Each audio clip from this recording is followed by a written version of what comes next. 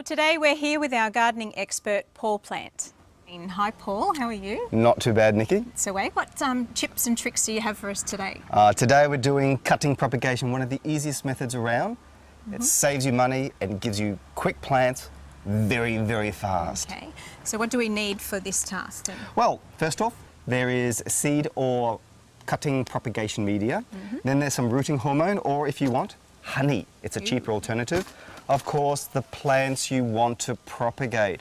There is so much available in the gardens that we can propagate for cheap and for free. Yeah. Of course, Aha. something sharp, some secateurs. And that's about it. And that's all? Okay, so whereabouts do we start then? Okay, the first thing, here we go. With the propagating mix, make sure you get a good quality brand so that it's going to be free from any diseases or pests. Next, what you need to do is to prepare your cuttings. Now, try to cut them fresh or as soon as possible before you do the cutting. If you need to cut them one day before, put them in a bucket of water. Now, we'll do this one first. It's an irisine. The first thing you need to do is probably remove the lower slibs. Now, these are easy. They just come off. Yeah. Nice and simple. Nice and simple. Remove the very big leaves and too much bulk. Yeah. And just straight across? Simplify it straight across or a slight angle. I personally prefer a slight angle. Now comes the fun part. Hormone or honey. We're going to do this one on the cheap, so we'll use honey. Wow. Just dip it in.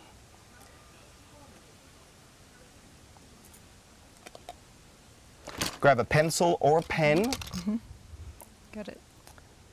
make a hole, put it in so that the node, which is where the leaves come out, is covered. Shall we do another? We shall. So Paul, what's the difference between using the honey and the striking powder? Well, the honey is a natural product and it tends to stimulate the rooting hormones to occur naturally.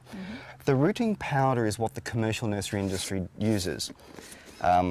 What we encourage gardeners to do is to only use a little bit, and if needed, put a little bit into a separate container and then only use that separate container. So it's quickly dipped in, so it's covered in powder. Yep.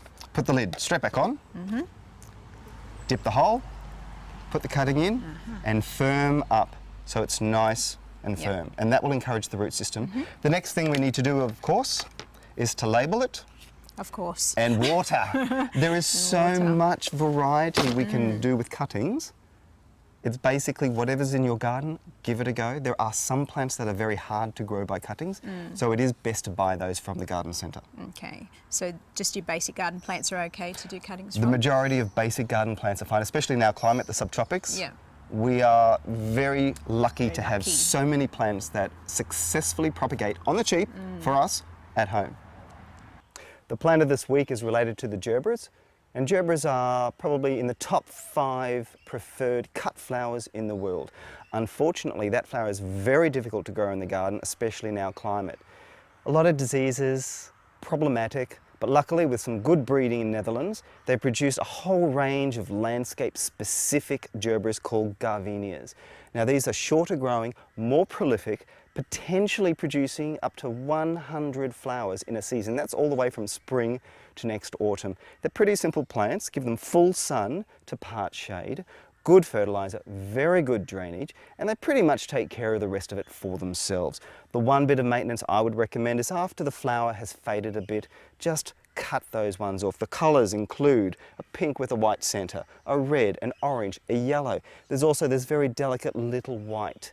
Now overseas there are 20 cultivars. In Australia there's not that many yet, but look in your garden centre, you will find these great landscape plants and also good in a pot on the balcony.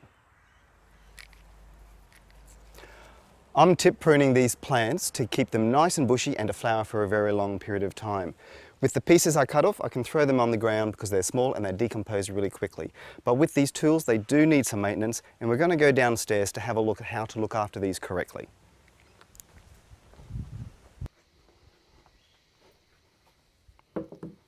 Under the house, we've got a whole range of gardening secateurs and tools.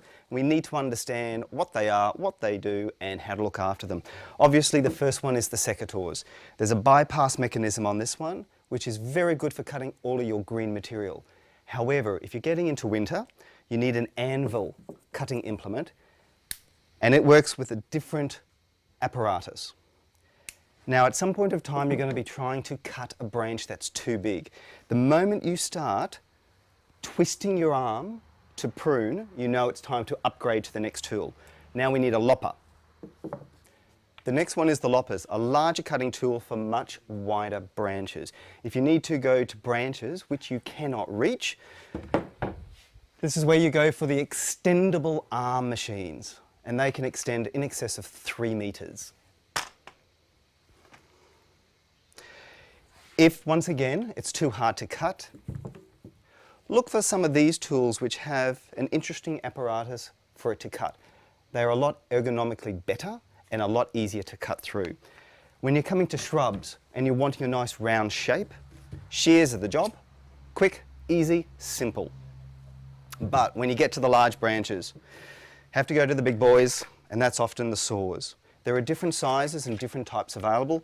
My little favourite is this little baby one. It doesn't look like much, but it flips open and has a great sawing implement, which you can bend to whatever shape you need to. Probably the thing that most people don't do is to look after them properly. Now, just to show you, if you use the wrong product with this one, it actually goes rusty. What you need to be using is an anti-corrosive lubricating solution similar to this, which you rub onto your tools after their usage. It's very important to remove all the sap and the materials from the plant, otherwise it will aid in the corrosion. Another thing that people do, which you shouldn't be doing, is using a saw to dig down and cut the roots from underneath the ground.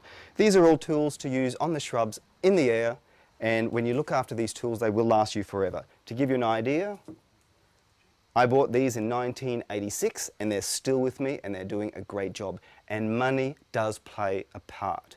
The more you pay, usually, the better quality you have. Are you interested in doing something this particular weekend? There's plenty available and a lot of places you can go and visit. One of the best ideas is with the Australian Open Garden Scheme. They've got a book and you can also check out their website. The other thing is gardening magazines. This is Subtropical Gardening Magazine, but there are also others available.